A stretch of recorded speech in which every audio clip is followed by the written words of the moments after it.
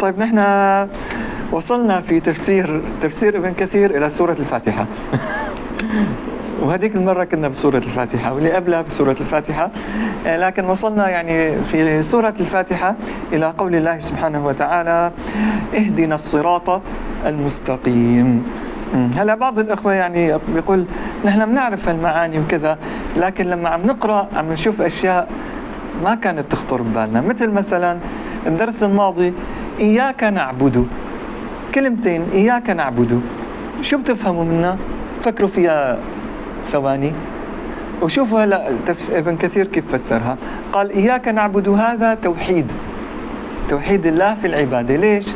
قال لأنه إياك مفرد وقدموا على نعبد، يعني المفعول به قدموا على الفعل والفاعل، هذا يفيد الحصر، يعني لا نعبد غيرك.